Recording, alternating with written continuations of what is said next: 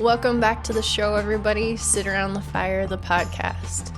This is where we share stories of healing, transformation, and hope for all first responders and the people who love them. I'm really excited to bring this conversation to you guys today. And direct quote, "The greatest job in the world is actually destroying me." With these heartbreaking words, former firefighter and paramedic Steve Orr captures the hidden reality so many first responders live with in silence. In this episode, Steve takes us inside his 22-year career on the front lines and the unseen toll it took on his own mental health. From compassion fatigue and PTSD to the moment his son became his reason to keep living. Steve's story is both raw and courageous. He opens up about the cultural barriers that keep responders from seeking help. The shame, the silence, the pressure to always be the hero, and why breaking that silence can actually save lives. Yet Steve also brings hope, sharing his own journey through therapy, nervous system regulation, and rediscovering joy in the simple things of life, like live music. Today, as a community risk reduction specialist, he's transformed his pain into his own purpose, reminding us all it's okay to not be okay. Help is available and you are not alone. I hope that you enjoy the realness and the rawness of this conversation. And as always, if you know someone who can benefit or impact from this conversation, please take the moment to share this episode with them. The mission is too important. The lives are too important. I hope you enjoy.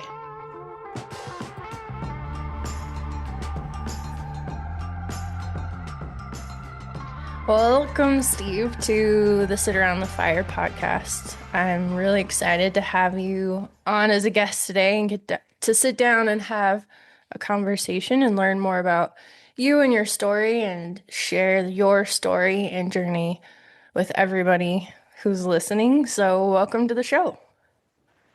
Thank you. Very excited and a little bit nervous myself. Yeah, no, that is awesome. Well, let's start off with giving the people a picture of who you are. Tell us a little bit about you in general, your story, and kind of your background and where you're coming from. Okay. Yeah. My name is Steve Orr, and I live in Boulder, Colorado, with my wife and 13-year-old son. I grew up in Southern California in the suburbs of Los Angeles, and then moved to Colorado in 1999 to work for West Metro Fire Rescue in Lakewood. And I worked there for 22 years as a firefighter paramedic. And now I work up in the city of Boulder as a community risk reduction specialist. So I'm now a civilian employee, not a first responder any longer. And that's sort of, I'm sure we'll get into some more details, but that's sort of the general, kind of some of the pieces. Yeah, awesome. So talk to us a little bit about like what being a firefighter paramedic, what got you into it, what made you excited to go do the job? Yeah, I guess you could almost say I was inspired in a way by a friend of mine, a friend that I met in junior high school. So we've been friends more than 40 years. And he came out to Colorado to work for a fire department in 1994, 5 years before I did. And he was having a good time. He was making some decent money and had a lot of time off. And at the time I wasn't making a whole lot of money. I was working retail. I was working in the outdoor industry at a couple of retail stores, and I taught climbing and backpacking classes, which was, some of my and still are some of my hobbies and passions. And so I kind of got tired of being broke all the time, frankly.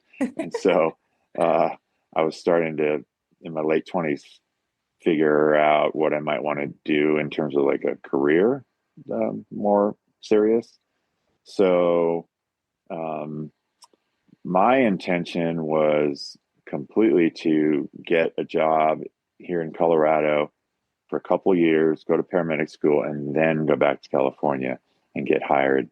It's very common. It's so competitive out there. It's incredible. You know, the thousands of people applying for the handful of jobs, but that just never played out. You know, for whatever reasons, the timing wasn't right. I'm sure I could have gotten a job with LA City or something like that, which was really not interesting. I mean, at one point I was like, oh yeah, LAC is like so badass or whatever. But the truth of working there, I think it'd be really, really hard. I Yeah. think, especially as a paramedic, that people just got chewed up.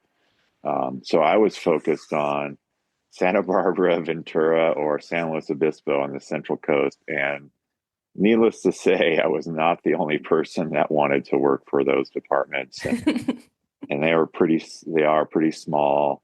So there's not a lot of turnover. And so, yeah, I decided to stay. And, you know, back in the early 2000s, there weren't that many people in the metro area, you know, compared to Southern California. It's like, you know, and, you know, on the firefighter schedule to have days off during the week back then, there weren't people working remote. People had to go to offices. So like the trails, ski areas, all the places I wanted to go were so much less crowded. Yeah. Um, it was amazing. And so I guess I feel really fortunate. I wouldn't call it the glory days by any means, but I'm really fortunate I had all those years where I had so much time off and I could go play and enjoy so much of what Colorado, you know, has to offer. Again, before it got so crowded and crazy and everything. Oh, yeah. I think we can all agree it's gotten very busy, but yeah, we have a lot of friends, people who listen out in California who work for some of those departments. So it's Yeah, fun to hear you yeah. talk about it, and they're the ones who are surfing on their 4 days or doing I stuff know. like that. Yeah, for sure. It's yeah. I mean, I do miss the ocean. There's no doubt. I hope someday to live somewhere near the Pacific Ocean. So don't know where that's going to be or how that's going to play out. But that's definitely one of the things that I hope for when I retire. So Yeah. yeah, Awesome. I don't know if I answered your question. You did it perfectly. Yeah, no, that Yeah. was awesome to give Okay. an idea of what your story's been like. So I know we've chatted a bit before and talked a little bit, and obviously why we're here to talk about the mental health side of things. Yeah. And we all have our unique stories and journeys that have brought us to where we are. Um, but I wonder if you feel comfortable sharing some of what your journey to get to where you are is, and then we'll follow up with another question about like where are you going Yeah. next in this journey that you have. But if you want to share with what this has been like for you in the mental health and wellness side and how that's been impacting your life. Yeah, definitely. And I think for me, it kind of starts with the choices I made on the job. I remember I went to paramedic school in 2001. I did my field training program in '02, and then in 2003, I was I got to a station that had a truck and an engine, and we don't fight that many fires. So it was only truck in the whole department, but pretty much we weren't running that many calls on the truck. And then the engine just pretty much ran fire alarms and medical calls. And the medical calls, you know, as you know, on an engine, you know, they last like 15 minutes, and then you're back at the station. I found it boring. You know, I wanted to be in the action, and our bread and butter was EMS. And so I ended up being a paramedic field instructor, or paramedic technician, they call them, but basically a field instructor for just about 10 years.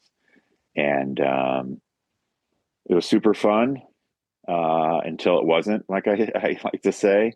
Um, so in addition to working on an ambulance most of the time, usually I was at a station where we had two paramedic techs, so you would switch off. But so 50% or more of the time I was working on the ambulance. But then I also got involved with um, the Colorado Task Force One Urban Search and Rescue Task Force as a medical specialist. Um, didn't We went on a one assignment to Houston for Hurricanes Gustav and Ike in 2008. They didn't go out a whole lot, but then it was a lot of training and dealing with the equipment and just like just one another thing that was taking time and energy.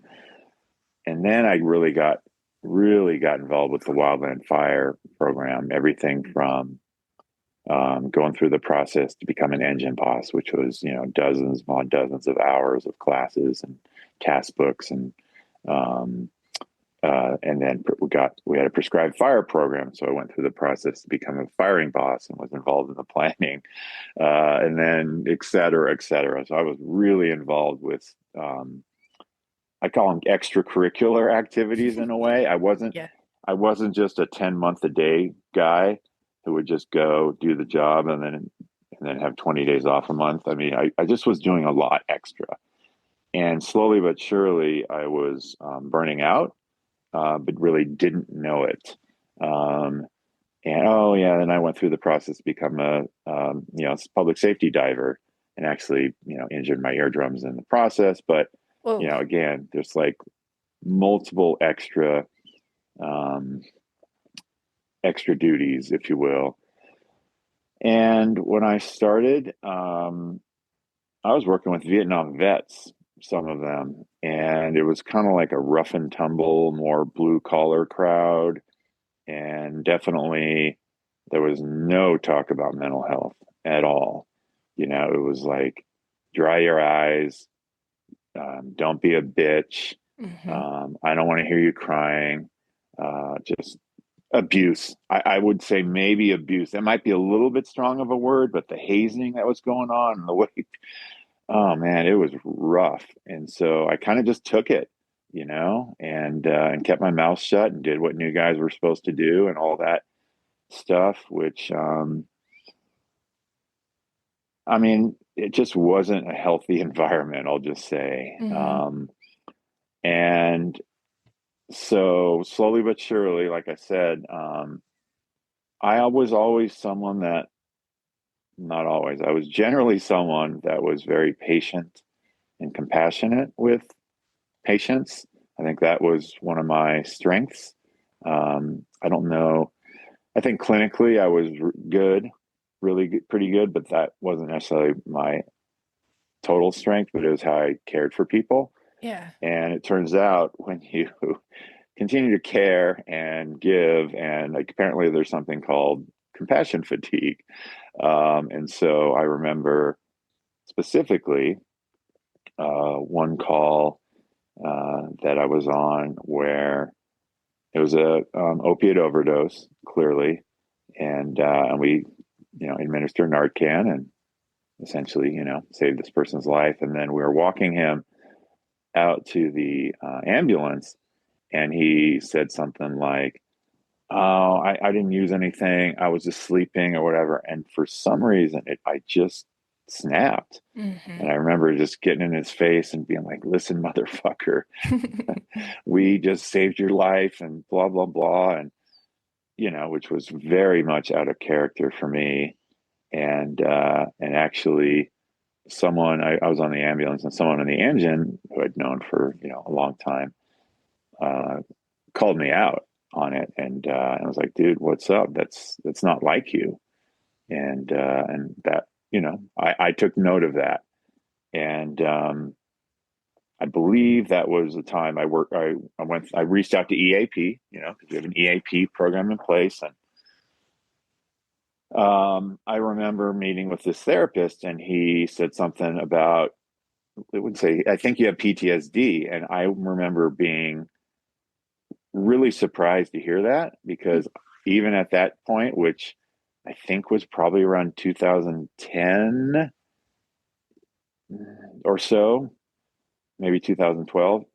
I really thought that PTSD was something that only combat veterans were, you know, susceptible to. I mean, which is kind of interesting that, yeah, even at that point. So, and he talked about, yeah, man, your nervous system is, you have a nervous system injury. And I just started learning a little bit about PTSD and, started to become aware that, yeah, something was not right. And my behavior was the sign that I was irritable too. I remember another time, so this must have been 2012 because my son was born in 2011, and my wife and I were getting him, into his pajamas or whatever. He's still young enough. He had to, and you know how it is with a little kid, and he's squirming, and four hands are trying to. And I literally felt like I was on a call where I was like barking orders to her, or like, you're not doing it right, or just something. I can't remember. I was just like super irritable and angry, and it felt like an emergency, is what I'm trying to say.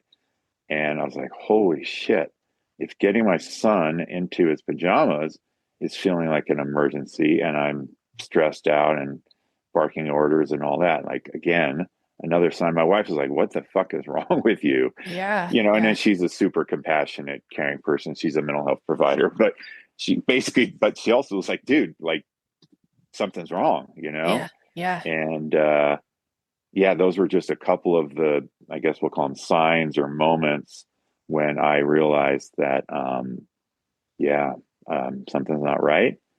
But unfortunately, uh, I was able to reach out and, um, get some help. And I'll add that I've been treated for depression for a long time. So I was already, um, open to therapy and mental health care. And so perhaps it wasn't as hard for me as it might be for others, to reach out, because that was something I already, had a practice. I was more comfortable with that.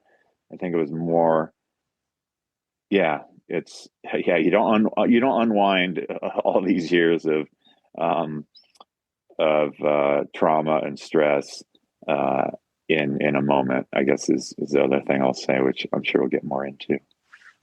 Yeah. Wow. I just was like totally immersed in your story of Yeah, all of how it all came together. And I love that you addressed and brought up like, it was a series of little events you started to notice, little behavior shifts that were happening. And I think sometimes we look for those big things or think like, oh, like, or we discount the small stuff. So, like, when we notice sleep is changing or that irritability that you were experiencing both at work and at home, is trickling over now. Like, all these little things are like warning lights on the dashboard saying, yes, like, hey, something is going on. Like, there, you need to pay attention to this. And we're so quick to discount or to shove off or to downplay those symptoms. And then we're missing like how bad things really are under the surface. yeah. That's a really good point about warning lights on the dashboard. I really like that. Um, I actually ended up doing. I mean, he was still young, so it must have been similar, 13, 14, maybe 2013. Well, is it okay to cuss, by the way? I never Oh, asked you. yes. Oh, Okay, cool. yes. Okay, cool. We're totally good with Okay.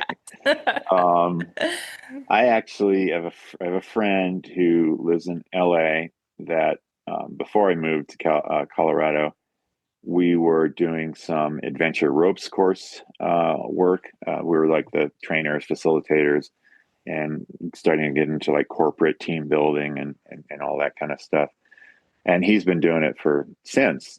So his name is Philip Folsom. I'll give him a shout out. Nice. Um, he was um, with a partner or a couple of partners, they were doing firefight, first responder and veteran suicide prevention, like a 3 or 4 day course.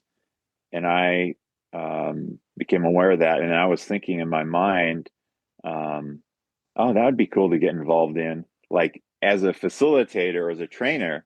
And the more I looked into it, I was like, oh shit, I think I'm a candidate to do the program as a, someone that's susceptible to suicide. And I don't know the years. I probably should know the years, but two of the, my point with that is that they talked about warning lights on the dashboard. And I really liked that analogy.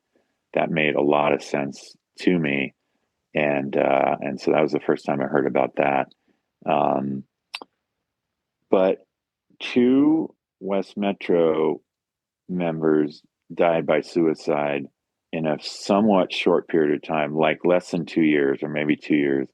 And that was kind of around that time as well, which, wasn't something I saw in myself per se, and one of them uh, had sleep issues for a long time and just really, really struggled with getting any or much restful sleep. And so Mm-hmm. it's believed that that was one of the contributing causes. And then I think that we collectively gave us an opportunity to pause and really take a look at ourselves and try to make that assessment of how we were doing. And just it built some awareness of the risk of suicide, which I think at that time, I mean, obviously, first responders were dying by suicide, but like we weren't talking about it. Yeah. I don't Yep. think. I mean, Yeah. clearly it was happening nationwide to some extent. I don't know for sure, but like it takes what it takes, and I think for our department, it took those events, those suicides, um, and that was again one of the many like wake up calls or kind of moments that led to me really taking a look at myself. And yeah, it's hard to remember kind of how it all came together and the timing of everything, but just that was a big deal to Yeah. say the least. Do you think there's a lot of, because I noticed this as well. I think it's getting better, but it's like very slowly changing. Do you think there's like a lot of shame in talking about suicide, or do you think people brush it off with the stigma of mental health in general? Or why do you think it is that like as a first responder culture, like we really don't talk about it that This much? 100% that there's shame associated with it. Um, Absolutely. I mean, I think all things related to mental health or mental illness, there's a lot of shame. We're just in this culture in general, as men too, we're problem solvers as firefighters, we're the caregivers, we're heroes, the greatest job in the world. God forbid you say the greatest job in the world is actually destroying me. Wow. Like that's culturally like, oh my God, taboo. If you don't Mm-hmm. like it, get the hell out of here. Mm-hmm. There's 1,000 other people in line for this job or whatever, some of that stuff, you know. I yeah, okay, give me a sec to just contemplate that one for sure. Yeah, I think admitting what we perceive as a weakness is really hard, which of course there's so many challenges with that, like, God forbid your IV skills or your hose um, deployment skills or some of these skills you don't feel confident in. Like, I don't want to admit that I feel I need some help with just some skills, let alone with one's mental health. And I think that we have to talk more about suicide and suicidality. And I'll add that it's a completely reasonable thing to think about when you're in pain. Like I was in pain, a lot of pain on a daily basis for a long time. And part of that was chronic low back pain, which is a whole another piece. But part of it is just the emotional and mental pain. So why would you not? What, like, how could I stop this pain? Like, Mm-hmm. uh, yeah, killing oneself sure seems like a reasonable solution to think about. And so I think normalizing that conversation, um, I think the fact that we don't talk about it, or not talking about it and keeping it a secret, um, that sure doesn't help. And, um, and then there's all sorts of self judgment, I think, that comes along with that. Like, again, everyone else thinks this is the greatest job in the world, and I'm questioning whether this is the right thing for me, or everyone else, comparing to others. Like, it's easy to, you know, compare ourselves to others, and then that can feed into that shame spiral, or that shame cycle for sure. Yeah, I think, I don't know what I think. There's a lot there. I Yeah. mean, I guess since we're talking about it, I will add that my dad died by suicide 11 years ago. Um, and I don't know what all he was experiencing because he didn't talk about it. He wrote a very brief letter. I wouldn't even call it a letter, but he just really didn't explain it. Um, he was a Vietnam vet, so I can't imagine that experience was good for his mental health.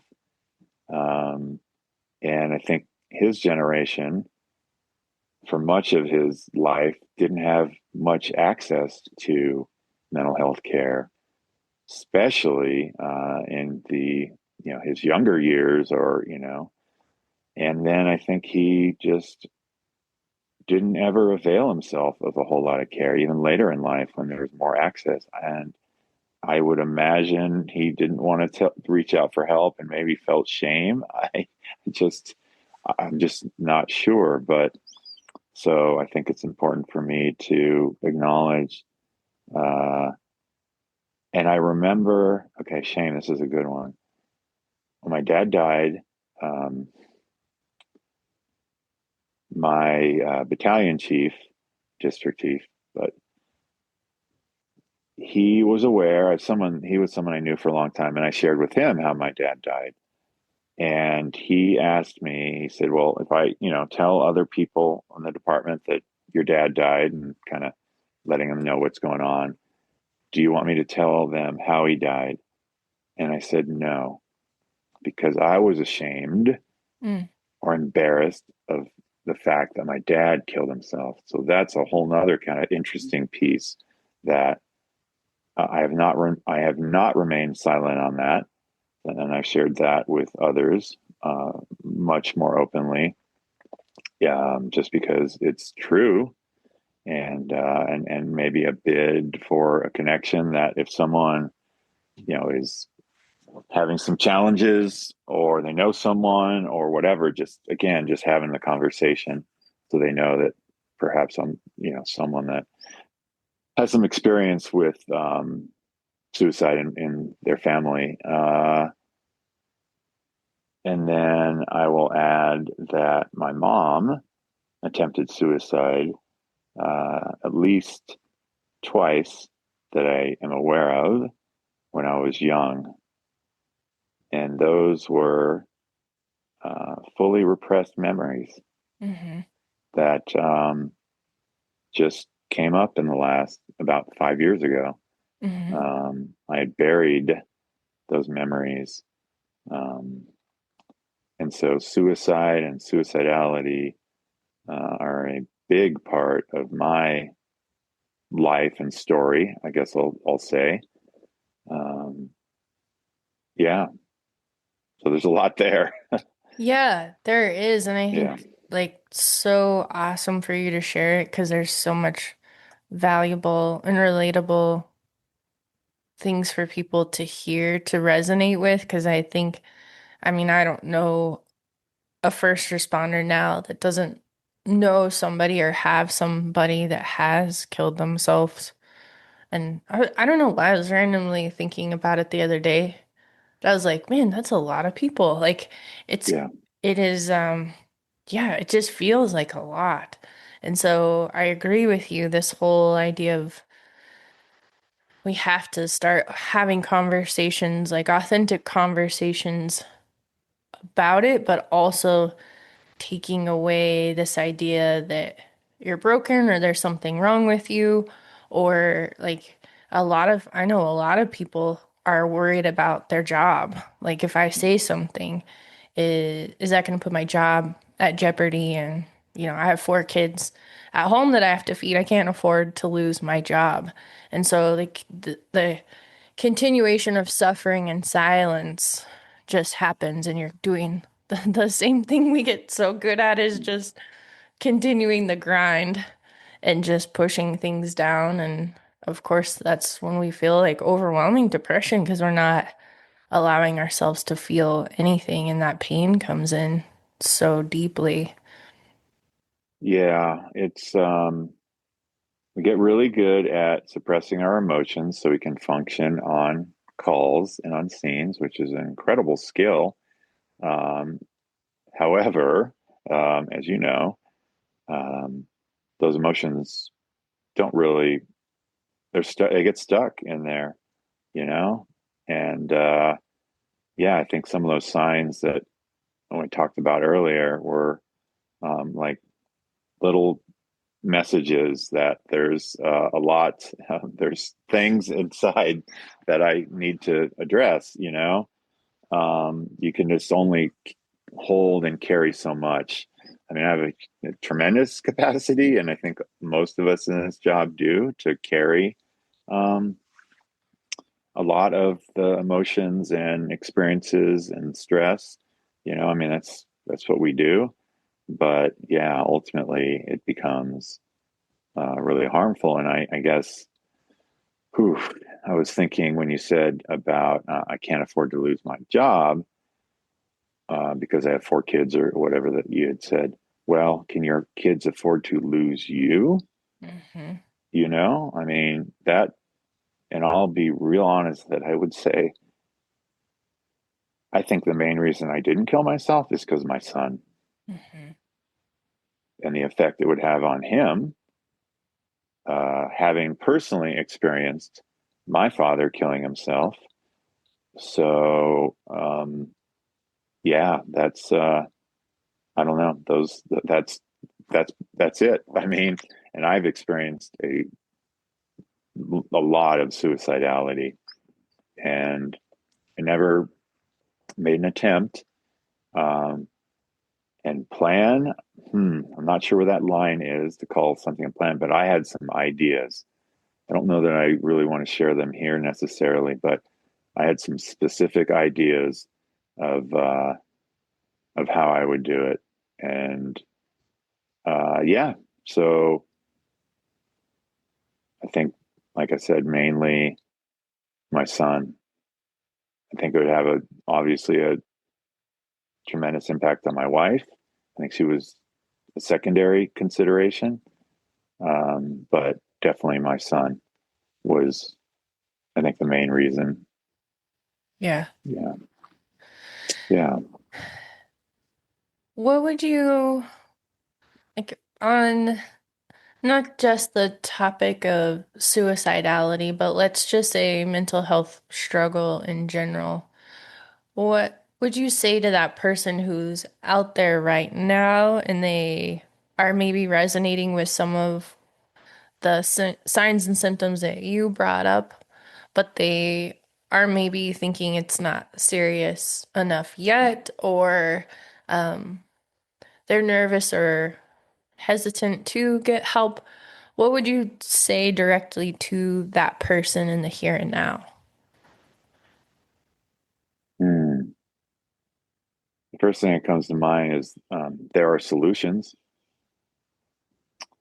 and I know we're very solution oriented folks, and that's what we do. We solve problems, and that's brilliant. But yeah, there are solutions, and there are people that care.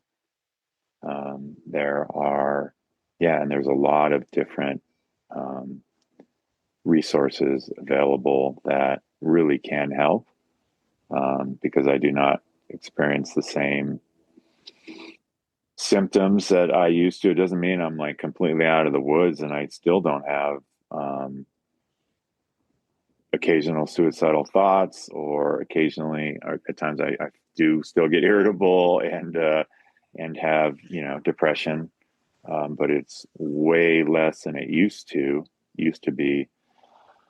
Or I guess what else I would say is I understand.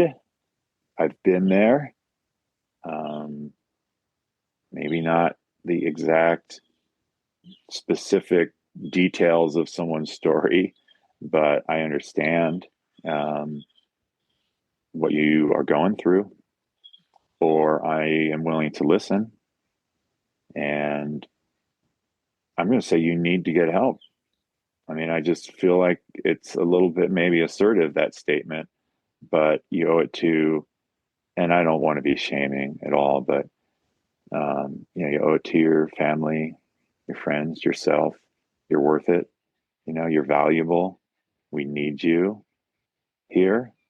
Um, yeah, I guess that's what comes to mind.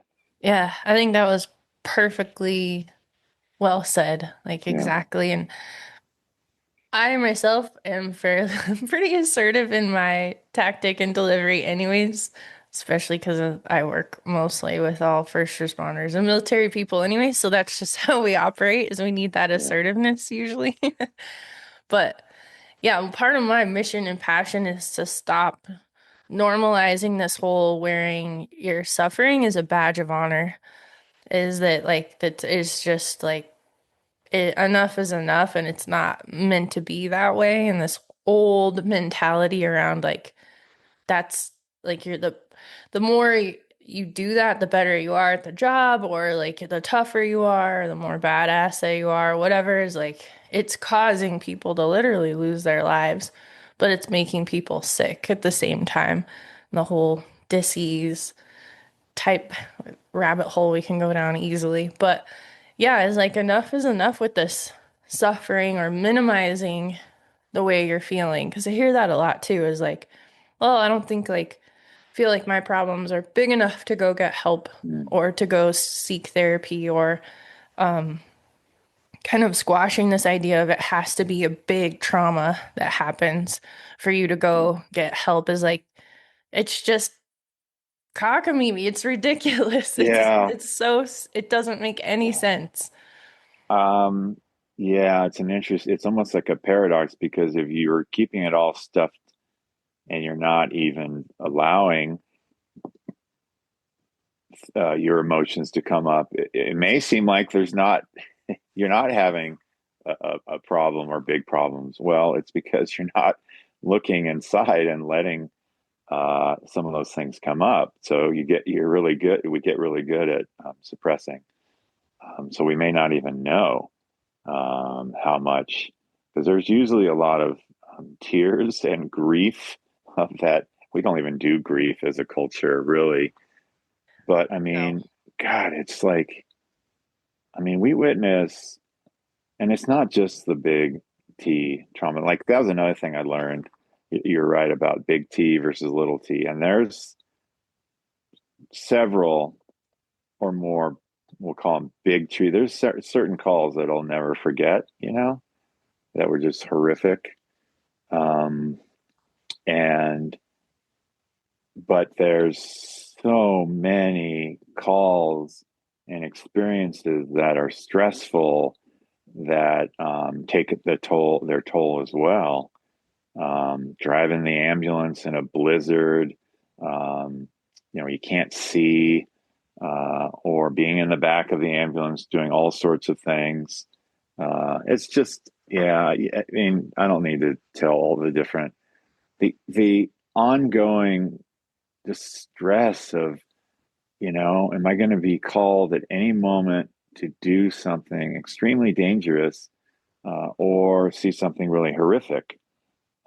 It's so tricky because it's really fun and exciting too, but excitement, it is stress too, you Mhm. know? Like you can only take so much on our system, our adrenal glands, or, all the different, parts that are, affected in this job. And it's hard to give it up too, I mean, even just going to a slower station, you would be shamed.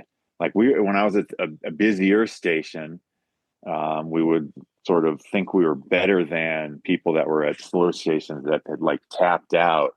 They were weaker. Yeah, we Yeah. could endure more. See how many calls we ran, Yeah. and Yeah. all that kind of nonsense. And I look back and like, wow, maybe those folks that went to slower stations, yeah, maybe they were lazy. Oh well, like or whatever. But maybe they wanted to get more sleep and have less stress in their lives for whatever reasons, or you know, they didn't do all the extracurricular activities like I did. Like I said earlier, oh, you're just a 10-day a month guy. Well, cool. They that may have worked better for them. So I think there's some shaming even in like the hierarchy of what station you're at or what rig you're on and all that nonsense, frankly. I mean, some of the banter and Yeah. Oh, yeah. the little play, some of it's really playful, but Yeah. underneath that is this interesting, like you were saying, how much can I endure?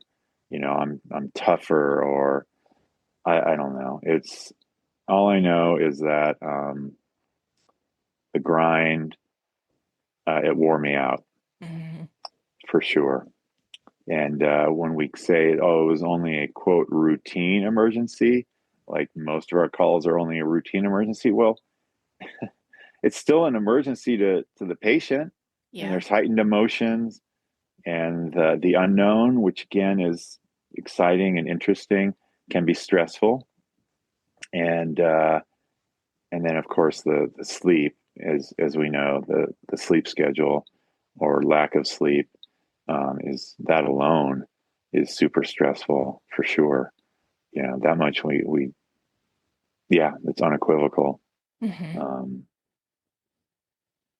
Yeah, it was interesting to me you brought up, which I'm a nerd about the nervous system anyways. It's a yeah, big part of what I'm passionate about in my work. But because it was nothing I knew about until I got out of the work, unfortunately, or right towards the end before I retired. But one of the things that I could relate to with my story was how you said about like the excitement side of it. And I think that lasts for a while. And then towards the end of my career, I noticed how I wasn't really excited for any call. yeah, Um, I mean, like, unless it was the unicorn of calls of like right, something really cool, it was going to be, but like, um, yeah, you just didn't really feel much of anything. And like, I think of all, and not to their, I mean, the new guys are always so excited. They're like a bunch of little puppies running around and right, so excited to do anything. But I remember how gradually over time, and then it was almost like a light switch changed where it's like, I'm not really excited to run any calls.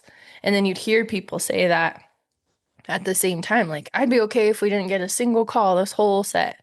And I'm like, man, like, how crazy is it that, like, you're just not really feeling much of anything towards the calls because you said it exactly. Your nervous system is tapped out. Like, and the threshold just gets higher and higher. And so to get that excitement or that adrenaline response, like the threshold is so high. I think that's my theory too as to why like we seek such extreme behaviors a lot of the time, whether it's substance use or driving your motorcycle at 100 miles per hour down the highway or skydiving or all the stuff that we do. So that threshold is so high, but it's not normal. Like it's not physiologically, biologically, how our bodies are supposed to function that way in complete burnout. It's crazy.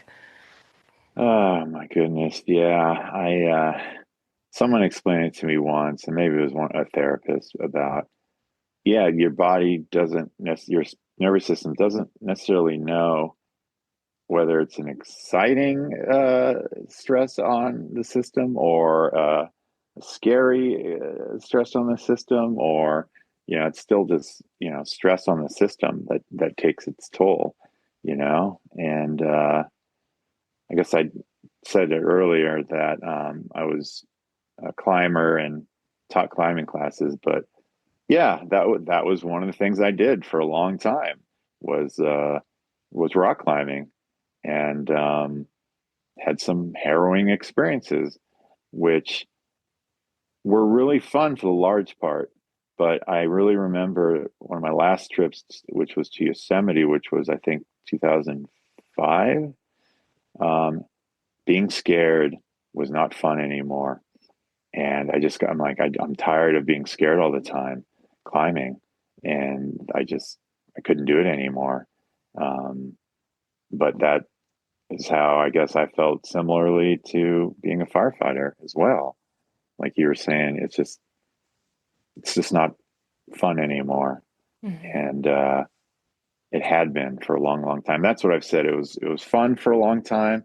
It was really fun. I have so many great memories, and it was yeah, it was really fun for a long time, and then it wasn't, and then I kept doing it for from some time after that, and yeah, I relate to all of that. What you said, I was just less and less interested in running falls, you know.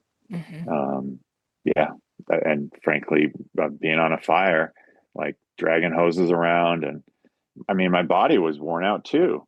I mean, I think I mentioned it earlier. I was experiencing chronic lower back pain, and some of which was physiological, or I had some bulging discs, and one was up against the nerve root. But frankly, much of it was emotional and Yeah. mental. Really believe that. Um, and yeah, I was just carrying a lot, and that's where I carried it, or that's how it was showing up for me. Um, so yeah, I'm sure there's all sorts of other, signs and symptoms, not just the irritability and kind of the behavioral signs and symptoms. I think that there are physical ones as well, clearly. Oh, yeah, most definitely. So I say a lot of illness is psychosomatic illness, whether it's autoimmune things or headaches or like you said, back pain, stuff that shows up is like it's your body is literally trying to tell you you're making yourself sick. And it only lasts for so long till you gotta pay Yeah. attention. And I'm not necessarily saying that you have to leave the fire service to really heal. I did. One of my therapists said, "Hey, we're doing all this healing work, and that's great, but you keep going back to the same environment and being subjected to the same stress and trauma, you are probably not going to make a whole lot of progress." Mm. Um, but I, oh my God, I just totally forgot my train of thought. Um, I think one of the hardest parts is we're paid really well and get a lot of time off. And I'm here to tell you that working 5 days a week on a fixed income that's a lot less than my old base salary is hard.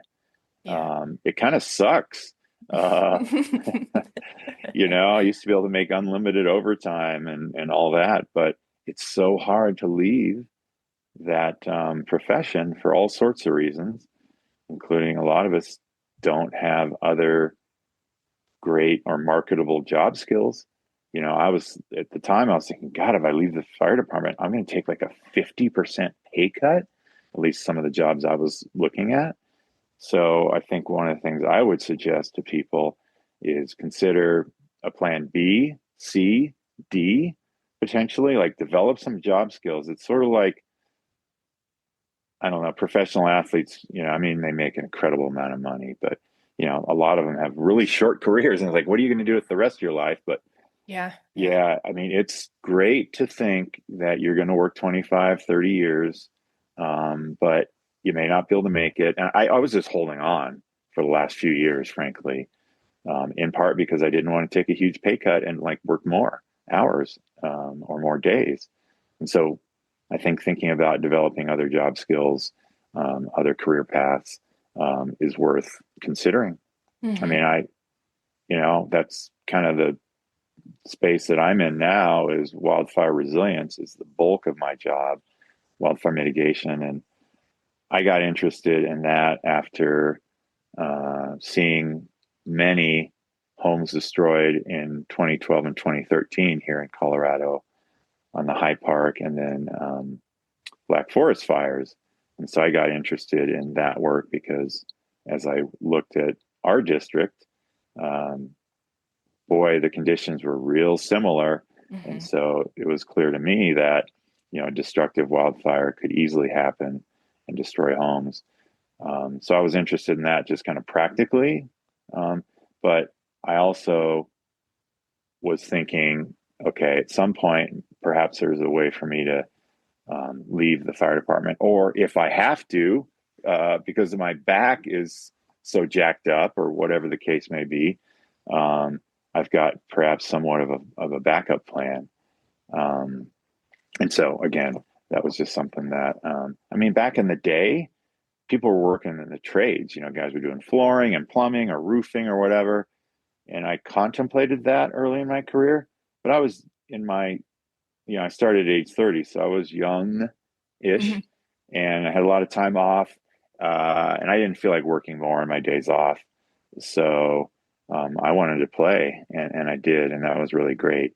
So you know, and people were kind of moving away from the trades at that point to some extent.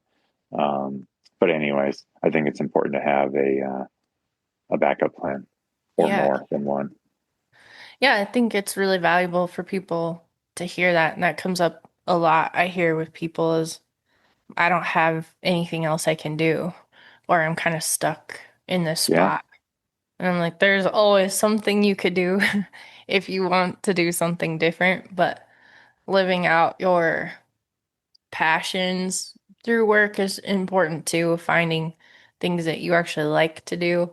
Um, but just, yeah, having not at all to scare people, or I never promote like living in fear-based mindset at all, but just having an idea of like, okay, if I needed to walk away for any reason, whether I got hurt on the job or I was just done doing it or wanted to make a life shift in general, what is it that you'd want to do and what can you do? And just be, like you said, have it in your back pocket. It doesn't hurt you at all.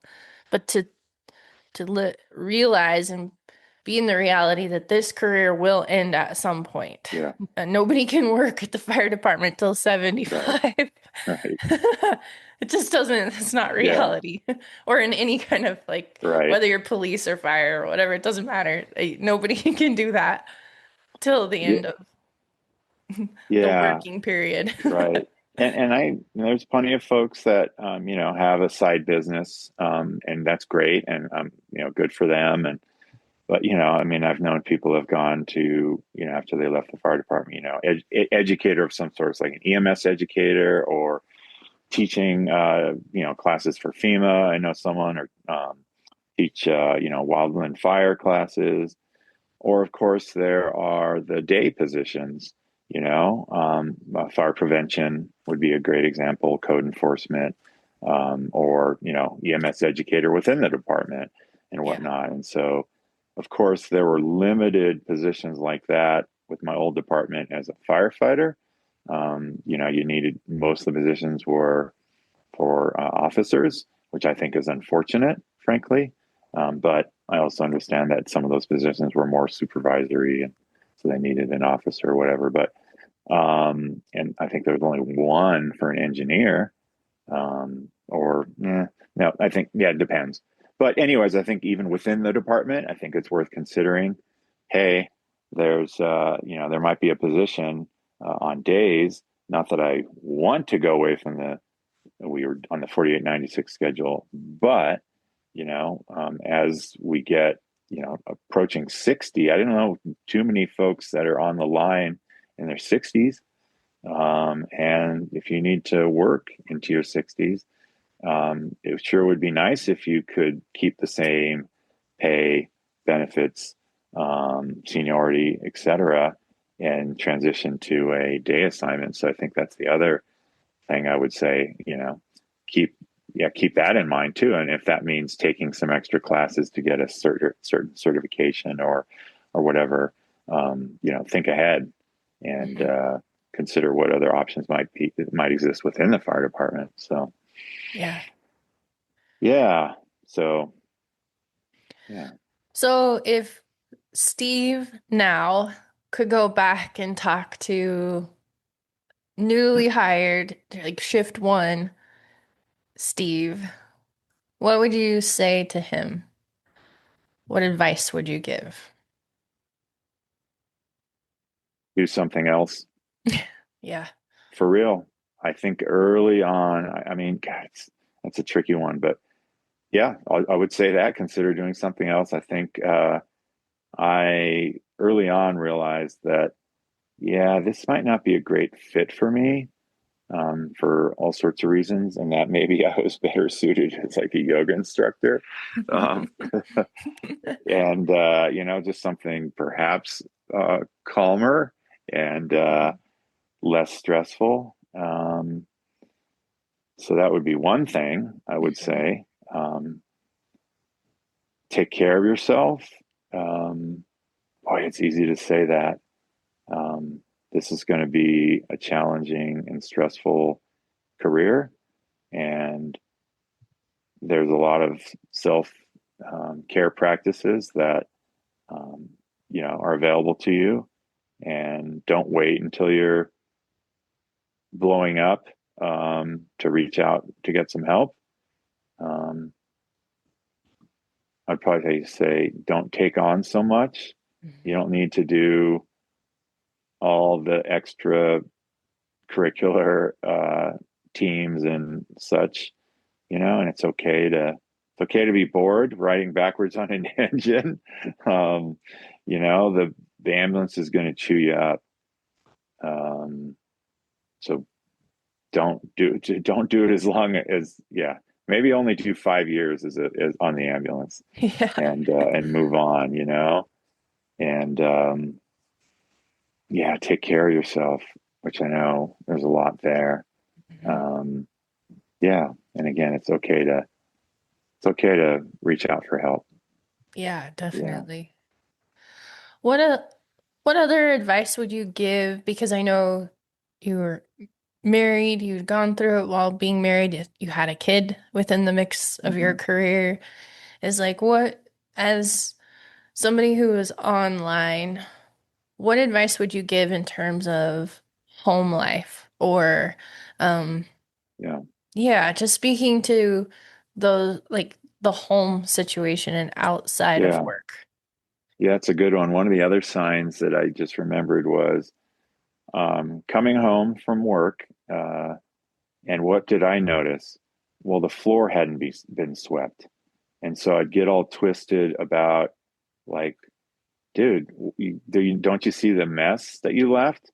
And completely not acknowledging how hard my wife was working, whether it was when I was on a 48-hour shift, which again was happening every 6 days, or I'd go away on fire assignments for 14 to 21 days. So I was noticing the problem. I wasn't acknowledging or appreciating all the hard work she was doing, which, your house does not have to be as clean as the fire station.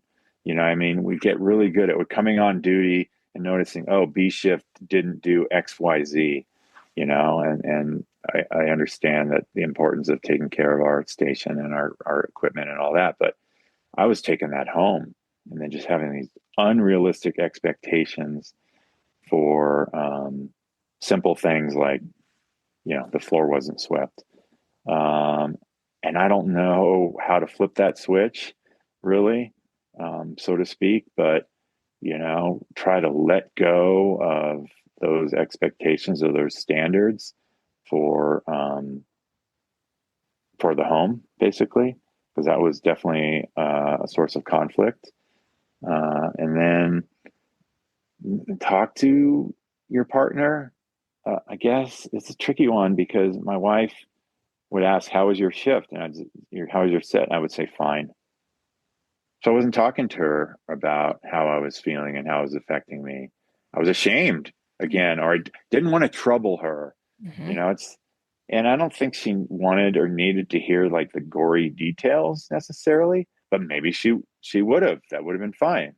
But she felt like she was just shut out of my life, and we weren't connecting because I was not opening up at all. I was so defensive. I was just keeping it all bottled up. So um, somehow let your partner in, and partner is not your therapist, but they want to hear Susan, my wife, wanted to hear what was going on and how I was feeling. And so that really affected our ability to connect.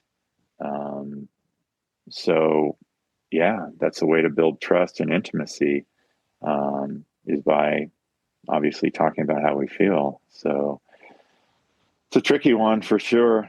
But I know for me, um, not talking and being shut down was detrimental to our relationship. Yeah. Oh my gosh, I'm so glad that you you said all that because it's Yeah, people need to hear that like 100 times over of how hard this is, like in the context of a relationship. But exactly what you said 100% was you come home, they want to know how you're feeling. You really don't necessarily want to talk about it, or you feel that shame and how you really are feeling, so then you push it down and you don't talk about it. And then it's just such a big disconnection with people. And then it just is the waterfall effect after that. And the other partner feels resentful or yeah, like he doesn't want to share anything. But then you're not even really sure about how you're feeling either because you've just shoved everything down. And so, yeah, I think you said it amazingly was just like, it doesn't have to be all the details. It doesn't have to be a replay. I don't think that's necessarily good for anybody, ourselves included, to replay everything over and over, but just awareness and recognition around how you're feeling is like, I'm really burned out, or I'm super tired, or I'm overwhelmed, or I'm sad, or whatever it is like just sharing that is so powerful. And it does create more trust and intimacy. So I'm really glad that you brought that up and said that in your words. yeah. Well, I think also my capacity to be there for her, or my capacity to be a parent, was okay. Let me be real. She was like a single parent for a long time. Hmm. Well, in a way, I was so blown out. I was in survival mode Hmm. for real. I was just trying to keep alive and take care of myself. And so she had to take on the lion's share of parenting. So I was just either giving so much, or the job was demanding so much of me that I had very little, I had nothing to give to her, or at times to our son, you know, did the best I could, of course, but I was maxed out, Yeah. um, to say the least. And, uh, and so, yeah, I got to provide for the family. Okay, well, that makes sense to a certain extent. But when emotionally I had nothing to, very little to give, or nothing to give, um, I mean, who am I? I mean, what am I, just, a parent? Am I a partner? I don't know. Um, yeah, it's takes its toll on not just us, but clearly, obviously, it takes its toll on the rest of our family. Hmm. Um, yeah, I mean, yeah, there's more. Yeah, I was so, my nervous system was so blown out. There were times that I threw things and broke things in the house, uh, in front of my wife, or and my son. So I'm sure that was traumatic for them, and particularly with my son. I'm not proud of that, but again, it's what happened. I just, that was the best way I could deal with the nervous system overwhelm, Hmm. was to yell or throw things, because I just yeah, I was maxed out, and it was just like the only way I could express what I was feeling. So those are some of the other warnings, some, Yeah. explosive anger. Um, yeah, Yeah, it is incredible to hear your story, but so impactful, I think, for people because this is going to resonate for so many people yeah, on lots of different levels. And I, as I've told you before, like, I think hearing us, each other be vulnerable and open about our journeys and experiences, like, it causes that commonality to be inspired between one another. So it feels so much less isolating, or that old narrative doesn't play in your head that there's just something wrong with you. It's like, hey, listen, like we're all going through these struggles or had these struggles or whatever it is, and that is like the pathway to healing, I think for sure. yeah. Can I share about some of the things that have worked for me? That's what I was hoping you would. Yes, Okay, good. please. I know yeah, I mean, lots of therapy. And of course, there's plenty of different therapy modalities. And I've had, several different therapists throughout my life. And so, I just encourage people to, I wouldn't say shop around. Sure. Some, therapists are better fit than others. And, I've done just the regular talk therapy. At one point I worked with a therapist that practices a somatic based modality called Hakomi, which was freaking brilliant, where they really slowed you down. And then like, where do you feel that in your body? Mhm. And really a body centered approach. And I thought that was super effective. Um, and EMDR is one of the modalities. I didn't find that all that impactful necessarily, but I didn't do like a lot of that for whatever reasons. I can't quite remember what the reason was with all of that, but I have done some psychedelic assisted therapy, which has been super impactful as well. Um, in part, just to like one example would be um, just revisiting some of the traumatic experiences that I had, and seeing all the people that died in my care, or at least the ones I could recall or whatever, Mhm. and like wishing them the best, and saying goodbye, or getting in touch with the grief of witnessing someone's death. Um, because we don't have time. You got to get back on the bus. You got to get back in service. You don't have time to feel anything. Um, so, and then now I'm working with a therapist that we use a variety of techniques, including some internal family systems, which has been really is a brilliant framework for me. The different parts that we have, and giving them attention, giving them a voice, giving them the care that they didn't receive.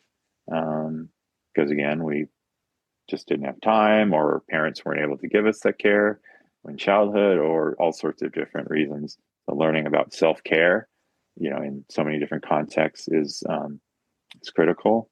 She also does some craniosacral, uh, we'll call it massage, but it's a hands-on modality that's extremely uh, healing or balancing for the nervous system, Mhm. calming for the nervous system. It's like I don't even know what calm feels like. It feels Yeah. weird, after so many years of being in that fight or flight, stimulated, let's go, bring it on, balls to the wall. Just it feels almost uncomfortable to be calm. It feels unusual to be calm. So I'm like getting used to having a nervous system that's regulated. Mhm. Um, and so, but throughout my life, exercise has been a huge, gosh, I didn't know how valuable that was for my mental health as when I was a kid. It's just what we did. I played Yep. sports, like year round. And thank God, I probably would have been on, focusing meds, or I don't even know. It was like such a great antidepressant, playing sports. And then I've continued that to this day, mountain biking and, working out in the gym, yoga, of course. There's a lot of different, obviously, ways of exercising, some of which don't involve overuse injuries, like CrossFit, for example. Not to bash CrossFit, but yeah, I mean, I do things to the max, and so overuse injuries, of course, are a part of many of our stories. I have started doing, we'll call it cold plunge. I've been going in Boulder Creek on a regular basis. That's at the end of my workday often. And it's really good for calming and regulating the nervous system, And then I also will lie on the grass underneath the big silver maple trees and watch the clouds go by and just slow down. Mm-hmm. And I I find that extremely beneficial before I go home, um, and just gets me in a calmer place. I don't do the sauna. I don't do the like sauna, cold plunge kind of thing. I know that's something that a lot of people do, but I know that's super beneficial for some. And then there's a variety of breath work practices that, of course, are available. I wouldn't say I've been super disciplined with those, but at times I have been. And that's been useful. Um, I just, yeah, regulating the nervous system, I think, is like the key for us. I'm so used to crisis, and I guess you could say I create that to some extent in my life, or I crave that, or I judge things or like it just doesn't take much for me to get dysregulated. Mm-hmm. Um, but I will say that I'm learning. And okay, here's the big one, I think. All right. Signs that my nervous system are healing. We did the first date at Red Rocks Amphitheater for a long time, and that was super fun. It was extra duty, and we'd be up there on a summer evening, watching a concert. How cool was that? I got to see John Mayer a couple times, and those shows were pretty chill.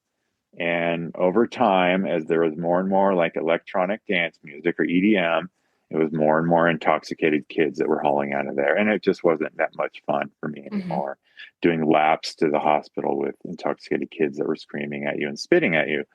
Um, but I avoided loud music. I avoided live music for a long time, at least a decade, because my nervous system, it felt like an assault on my nervous system. Mm-hmm. Bright lights, loud noises, crowds.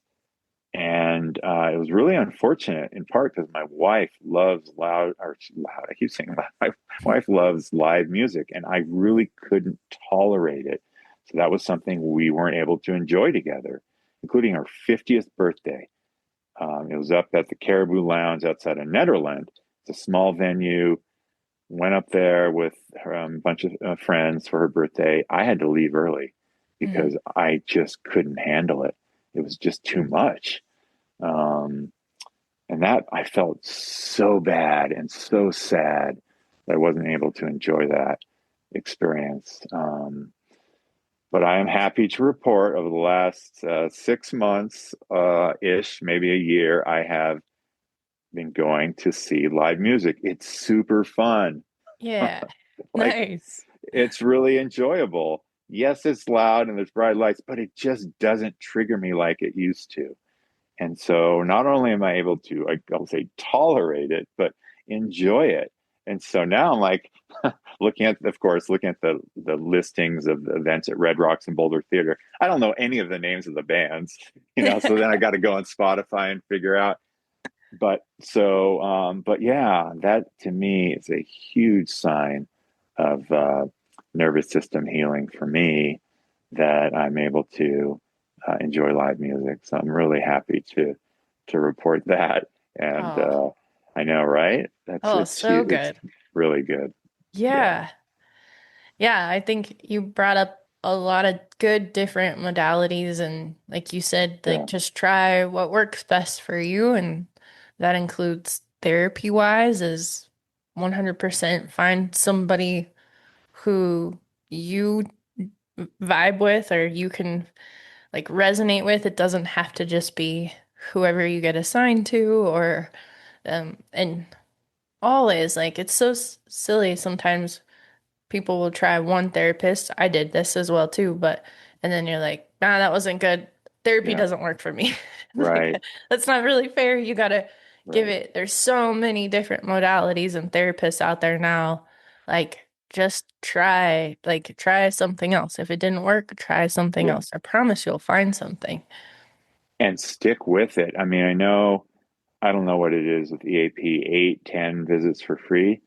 That might be enough for someone. It sure wasn't enough for me. And you don't unwind years or decades, depending on of trauma and stress and all that in a few sessions. You Hmm. know, I mean, yeah, it takes time and it takes effort. We're not people that shy away from hard work, though. I'll tell you that much. Yeah, yeah, Um, but it can take a while, and progress can be very incremental. And at times it feels like you're not making any progress at all. So you got to like pay really close attention or have the people around you, giving you that feedback, that they're seeing a change or not. Or kind yeah, of back to my point way back, call people out in the nicest or whatever way. We talked about being assertive. Like if you like the whole, if you see something, say something. I don't care who you are, what rank you are, how long you've been on the job. Hopefully, there's a safe enough space or safe enough person that you can either say, "Hey, I need some help," or you know what, I saw this in you, or I saw this in so and so. Not ratting someone out or whatever, the brotherhood and all that kind of stuff. Yeah, well, that means um, noticing and saying something when um, again, either you or you see someone else that's, showing signs of, yeah, of some problems, I guess I'll say yeah, yeah. behavioral issues. Hmm. It's too, it's literally life and death. It's too important to not. Right. That's Yeah. a great point. I mean, that's what we come back to. We are literally talking about people's lives. Hmm. Um, it's no joke. It's real. It's, yeah, I'm so glad though that there's so many more resources available today than there were when I first started. Oh my God. I mean, and the awareness alone, the awareness and resources, and I'm sure people are also availing themselves of those resources.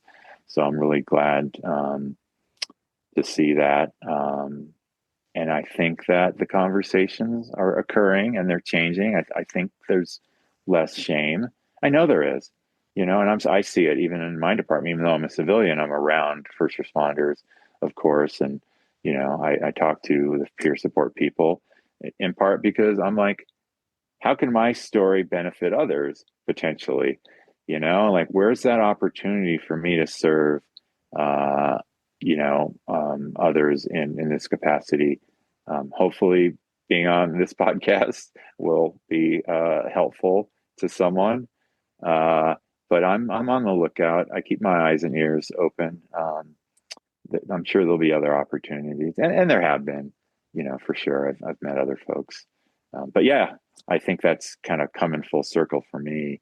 Like all the experiences I had, all the challenges I've had, like what's the why? Like why me? I can get into the why me, and I'm a victim and self pity, which is normal, and that's okay, to feel that way. But in terms of really like why me, well maybe there's an opportunity for me to serve. That's the only thing I can come up with. you know why in this lifetime I've chosen, or I'm on this path, and I think it comes back to service, Yeah. ultimately. Oh, absolutely couldn't agree more about that it is about serving others. And I know like your story, our conversation today, people are going to hear it and there will be people that resonate with it. And I'm always encouraged by others of even if one person hears your story and that's all that it took for them to start their journey of healing and transformation, then it was totally worth it. Everything we have gone through was totally worth it. And so, yeah, I think it is 100% about serving others and living out our mission or our purpose in that way in the bigger picture of what we're meant to do. So I Yeah. think you're in such an amazing place, and as you continue your healing and transformation and how everything changes for you, it's going to be so amazing to see how it all plays out. So, Thanks. Yeah. I mean, I served others as a first responder for a long time. Um, and I thought I would continue doing that until I retired, of course. Now I'm in this civilian position, serving the community in a different way, which again was born out of the experiences I had as a first responder. Uh, and then clearly, there are and will be more opportunities to serve others with their mental health, emotional health, journeys. So, I mean, again, it's not what I plotted out and planned by any means, but it's what's happening, and I'm just really glad I survived. Let's just say that I'm glad I'm alive. I'm enjoying life. That's the other thing I noticed this summer. I actually enjoyed myself. I got out into the mountains a number of times for long weekends. It's so beautiful here in Colorado. I kind of forgot that, or I couldn't really notice that in a mhm. way. So I will say that my ability to feel joy and some calm, uh, both are very noteworthy and are things that I noticed this summer. I'm really happy to report as well. Yeah. Yeah. So, in spirit of spreading the joy and the calm, is there anything else you want to leave people listening with today?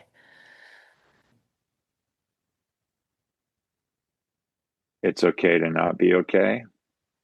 It's totally normal and to be expected to have some mental health challenges in this incredibly stressful career.